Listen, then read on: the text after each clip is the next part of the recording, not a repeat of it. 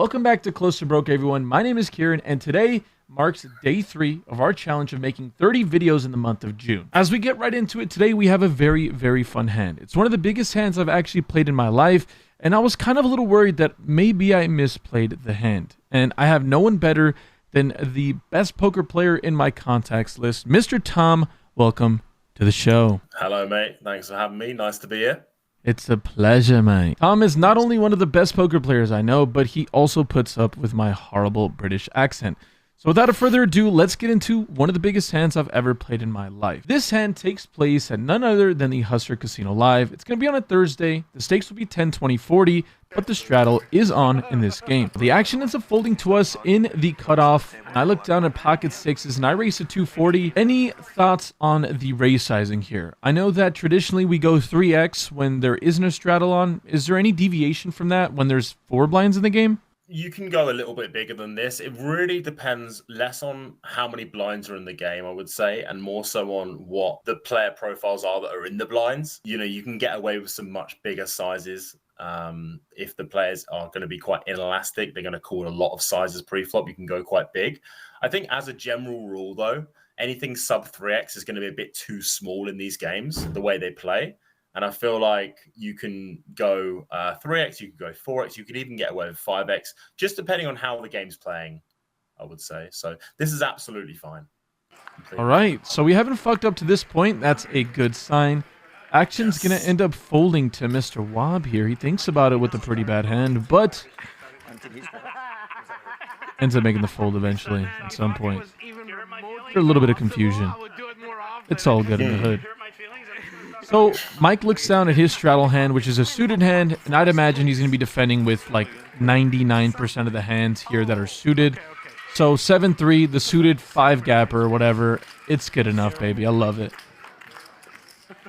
Flick it in. And look at this flop here. I mean, at this point, I'm pretty much licking my chops. Flopping middle set in a game as crazy as this one, and even more so against Mike, who has very admittedly said that this game is significantly smaller than he's used to playing. And to this point, he has lived up to the things he said. He's playing like an absolute maniac. So at this point, he does something that I really was not expecting. Looks down at his hand and throws out a little 400 burger. Just throws it in my face. In a spot like this, a monotone board, you flop middle set, near the top of range. How do you approach somebody that throws out a little donk bet? Yeah, so he's gone for the donk bet on the mono board. These boards are going to play pretty passively in general, right? Like the nuts is very visible, very obvious. You've either got a flush or you haven't, right? So they're quite what's called lockdown boards on earlier streets, you know? So in this exact scenario, facing the donk bet against the guy who, as you say, has admittedly said the game is playing way too low for him, a very small game, and he will be splashing about, then I think it's quite an obvious opportunity to raise. Just go out there, get some value, and really charge his hands, which you have, you know, you need some protection versus, but you have you've dominated. 7-3 of spades. All right. So he makes it 400. I end up raising it to 1.2k. Feels like this is okay. Kieran's raising. But in real time, I think my judgment gets a little clouded, and I miss something that you and I as friends talk quite a bit about, which is trying to do your best to pick up on live reads. Honestly, I feel like I miss some of these, especially when my guard is down. Mike X is one of my good friends in poker, and definitely somebody that I'm not looking to find every little edge on. I just don't care that much, if I'm being totally frank. Probably a shitty way to look at poker, but that's just how I feel. But something that's pretty obvious comes up, and you cannot miss it. With the 7-3 of spades, flops a flush against Kieran's set. Uh-oh. Damn. Kieran's raising. Yeah. All right, so obviously there, the the damn, and then the raise to 9x of my 3x raise. A lot to take in here for sure.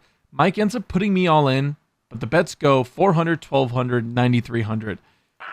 Things escalated pretty quickly, and I call pretty fast myself. Can we blame me? Is there anything bad here? What are you taking away from this? No, I mean, I think that this is perfectly fine. I mean, yes, you know, you've got the damn all in, but I mean, I think, to be honest with you, in this spot, I think you can't really gain too much from that from Mike.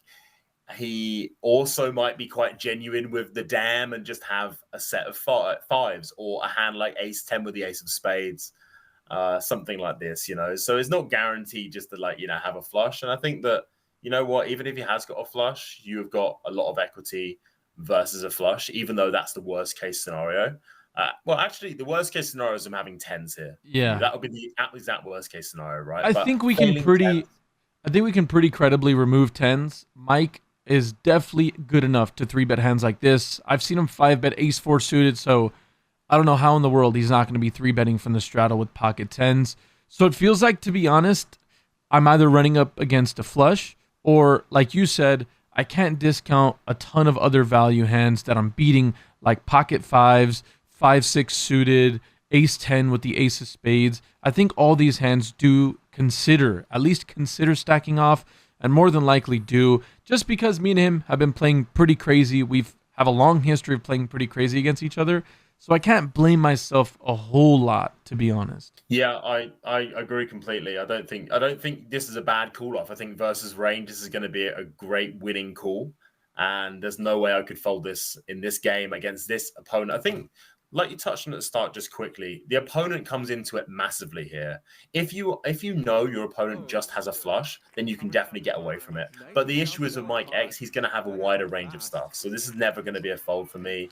Nice hand, very unlucky, and what can you do? Nice hand, very unlucky, Damn! and lucky. Damn. Oh, damn. We end up running the board out twice here. First board comes out brick. Definitely unfortunate here. We get a little needle from Nick Vertucci, who, after the hand, he actually asked me, you feel good about the second run out? You feel good to win the first one, right? He thought that I had the flush. But all that to be said, a $20,000 pot being shipped in the direction of Mr. Mike X. Like I said, I can't be too upset about it. Mike is definitely one to give action. I'm definitely one to give action to him. So sometimes you just got to lose these. It sucks to say it out loud, but that's just how the cookie crumbles. It seems like I didn't make any drastic mistakes here, although because of how crazy Mike is, all the money got in the middle. Yeah, there's a small chance that maybe he just calls a flop, and I don't know. I think I lose it every time. With 2 red cards coming on the turn in the river, I feel like it's really tough to get away from my hand. But, you know, maybe I had a soul read in me in a different life. Yeah, I think nice hand, well played, and it's just a cooler. It's just a cooler, mate. Just a cooler, guys. That's poker, right? That is literally poker. That is literally poker. Well, if you guys enjoy these type of videos, make sure to click the like button and subscribe down below if you haven't already. Comment if you would play this hand any different. Maybe you picked up a little bit on something we didn't catch. These videos will be coming out, like I said, every single day. The poker vlogs are coming in. We got World Series of Poker vlogs going on. We have a bunch of interviews with some of the biggest personalities in poker, and obviously more videos like this. If you guys enjoy having Tom on the show, make sure to let him know by clicking the like button and mentioning in the comment section down below. If there's any hands that you've seen me play in the past that maybe I don't remember or haven't touched on in a while, we'll definitely talk about them here. But until then, I'll see you guys in the next time. Thank you again for coming by, Tom. And I appreciate you guys stopping by. Stay happy, stay healthy. More importantly, run good at the tables, y'all. Deuces.